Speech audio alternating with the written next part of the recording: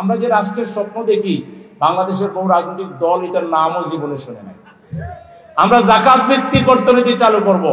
সরকার সব ধনী ব্যক্তিদের তালিকা করে বাসায় গিয়ে সুন্দর করে যাকাত নিয়ে আসবে, আবার সব গরিবদের তালিকা করে সেই গরিব মানুষের বাসায় গিয়ে রাষ্ট্রের পক্ষ থেকে বিনয়বনত ভাবে বলা হবে যে আপনি তো আমাদের রাষ্ট্রের নাগরিক, আপনাকে আমরা কিছু সহযোগিতা করতে চাই, বেয়াদবির যদি না নেন, মনে কষ্ট না নেন, তাহলে আপনার পাশে আমরা দাঁড়াইতে চাই।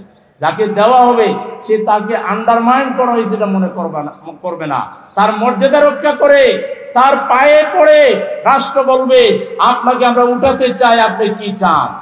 তিনি বলবেন ঠিক আছে, আমাকে 5 লাখ টাকা দেন, আমি এইটাই শুধু চাই, আমি একটা শপ করবো, আমার ছেলেকে একটা শপ দেব, অথবা একজনকে বিদেশ পাঠাবো, অথবা হালের বলদ কিনে দিব, অথবা শাকসবজি বাজার দিবে, আমরা তাকে টাকা দিয়ে দেবে। একবারই নিবে, একজন মানুষ একবারই যাকাত নিবে, দ্বিতীয়বার আর যাকাত নিতে হবে না। এরকম কর্জে হাসানা স্টাইলের আমরা ব্যাংক ফাউন্ডেশন গড়ে তুলবো, কল্যাণ ফান্ড গড়ে তুলবো, যে ফান্ড থেকে, যেমন এই এলাকায় একটা ফান্ড থাকবে ইঞ্জিনিয়ার নুমান আহমেদ সাহেবের মতো এইসব লোকদের নেতৃত্বে, এখানে যারা কর্জে হাসানা নিতে চায়, কর্জে হাসানা হলো সুদ দেওয়া লাগবে না, আপনি 3 লাখ টাকা নিলেন, সার্টেন টাইমে এই 3 লাখ টাকাই ফেরত দিলেন, আর যদি আপনি দিতে না পারেন সময় বাড়ায় নেবেন। তাহলে ধরেন একটা করে স্মার্ট কার্ড দিয়ে দেওয়া হবে, আপনি কার্ড পাঞ্চ করে 50,000 টাকা উঠে নিলেন, 1 লাখ টাকা উঠে নিলেন, 2 লাখ টাকা উঠে নিলেন।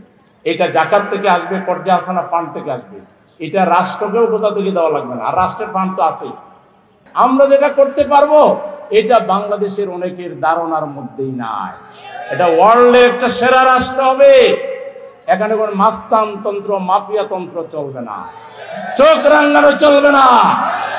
মানুষ স্বাধীন হয়ে সোজা হয়ে দাঁড়াবে, আমার দেশ, আমার বাংলাদেশ, আমি স্বাধীনভাবে চলবো।